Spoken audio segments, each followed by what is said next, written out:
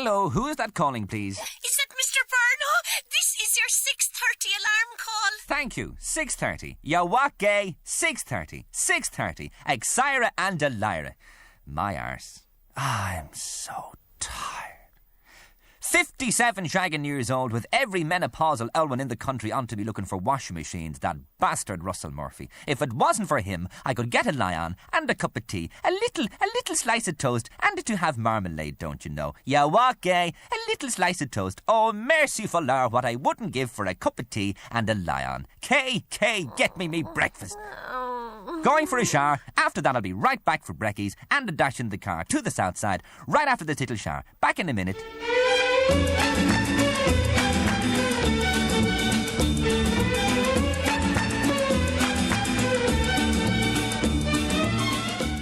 30 seconds to air, Gay. What are we going to first? Bono, we managed to get him at last. That was big of him. Singles are plugging the hell out of the album. What will we give him? 10 minutes? Chatty chat. How great thou art, etc. I will give him Uncle Gay, and he will give me Modest Young Fella, Man of the People, and all that old guff. If only I had his money. That bastard Russell Murphy. Hello, have we got him on the line? Is he there, Mary? He is. Hello, good morning to you. How you gay? Do I detect a little touch of the hangovers, do I? Never gay. So tell us about yourself, Bono. Where have you been, and what are you at all? Tell your Uncle Gabo everything. Well, it's been amazing, gay. Everyone's been just amazing. Last night was amazing, and all the kids, they were just amazing, and the receipts so far, amazing.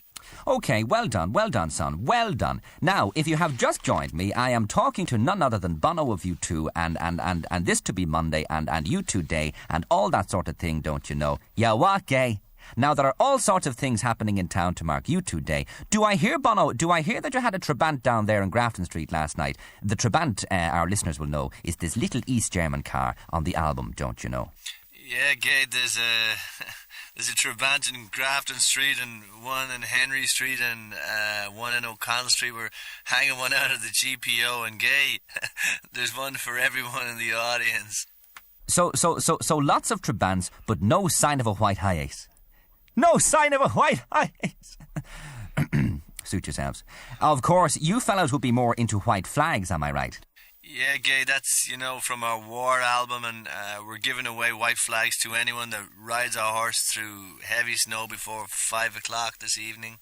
Well, there you are, my dear friends. You heard it yourselves. If you have a horse and a white flag and a beating of snow, off with you now and win a Trabant courtesy of U2. Now, my dear friends, to mark U2 Day, we on the GB show would like to announce a special production of the musical of Martin Luther King's life, I Have a Bullet, with an all-star lineup including our own Kevin Hawke, who will be blacking up specially for the occasion. And we are calling all musical societies. If you have a voice and you want to sing with me and Bono in I Have a Bullet, then get your skates on, folks, and write in and send a tape to the GB show and mark your envelope I Have a Bullet.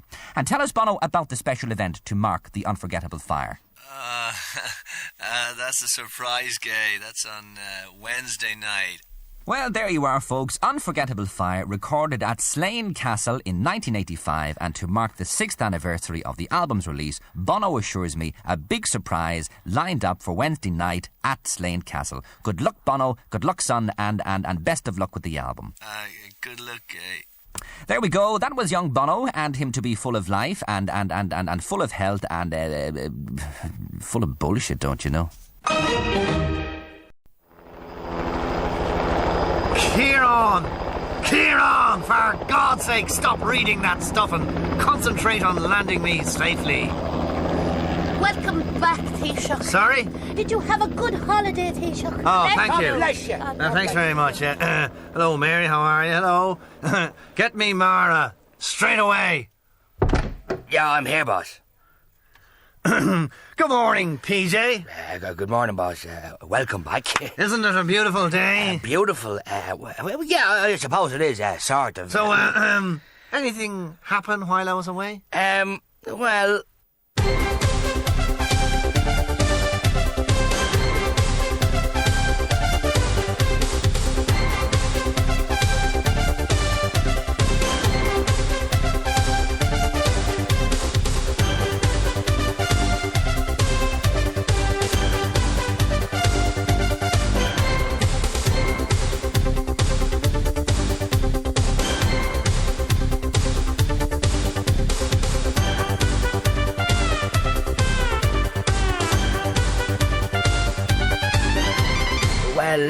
Well, Did anything happen while I was away? yeah, well, you know yourself, boss. What do you mean, I know myself? What are you talking about? I've been away on holidays, recharging my batteries. Were there any problems while I was away? No major crisis, I trust? Well, the big scandal. Yes, that. Dreadful business, the American judge fella, John Thomas. Well, that's Clarence Thomas, boss. Yes, well, fortunately that's somebody else's problem. Thank God we don't have those sort of sex scandals here. Oh, God, no. But, boss, what about the other difficulties, our own difficulties? What are you talking about? Well, Green Corps. Oh, yes. This business of the porno movies on the cable in Cork. No, boss. Disgraceful. No, that's hardcore. I was referring to Green Corps. You know, the sugar company, Chris Comerford, Bernie Cahill. Comerford? Cahill. Do I know them? Well, Bernie Cahill was your nominee to the board, and Chris Comerford. Now, he was... PJ, will you stop wasting my time with these people that I've never heard of? What's his name? Cahill, yeah. What does he do? Whatever you tell him. What? Speak up, Mara. Now, will you get on to problems that concern me, for God's sake? Achanisher Balakahain, BB.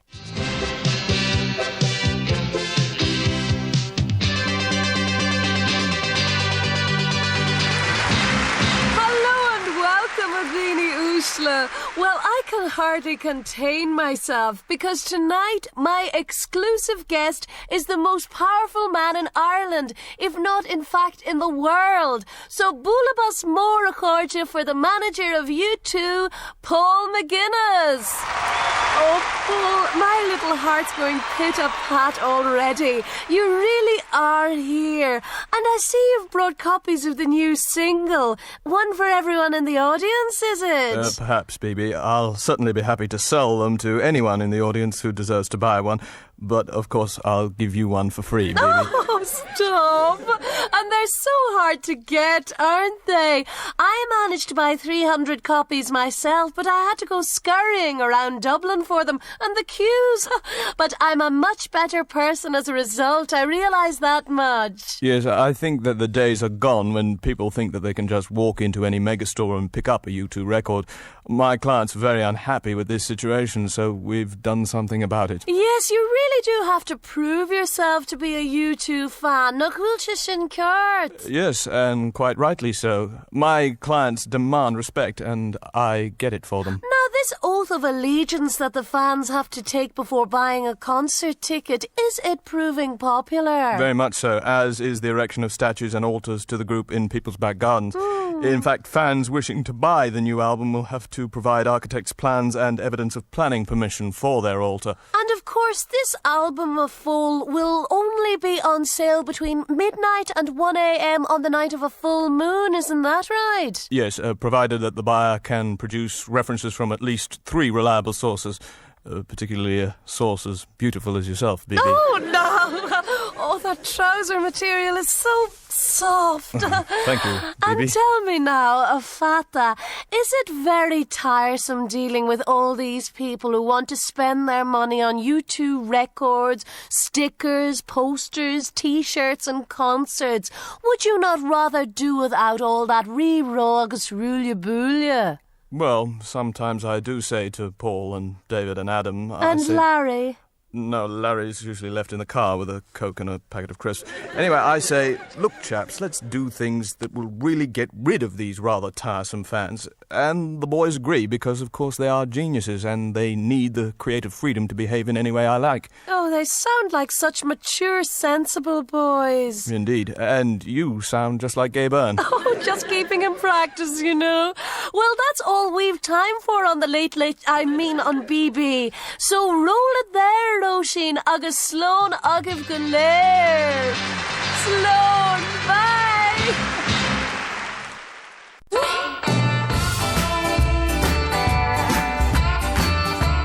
If I was able to drive and had a wish to purchase for myself one of those, motor car things, the last person I'd ask for advice would be a soft-voiced poet from Kerry who's never owned a car in his life. But there you are. Sure, there's no accounting for taste. Toyota, when you don't know any better. It's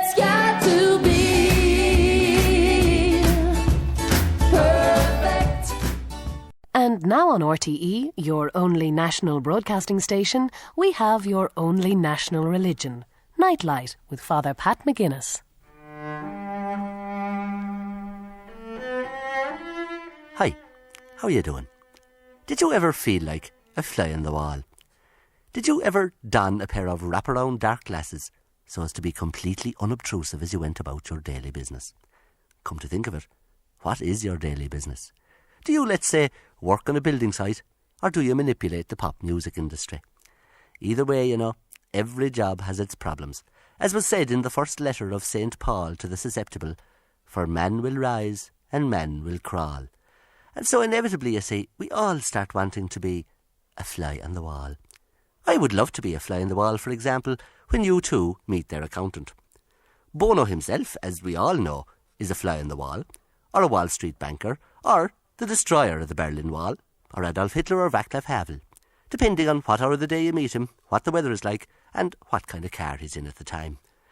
It must be great to be whatever you like, but you know, the hardest thing is to be yourself. And in a way, that's what the new U2 album is all about. They are just being themselves, being number one, making sure they are number one.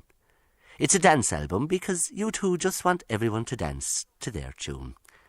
So when begrudgers and unbelievers ask, why should you only have 3 weeks in which to buy the new U2 single? Answer, 4 legs good, 2 legs bad.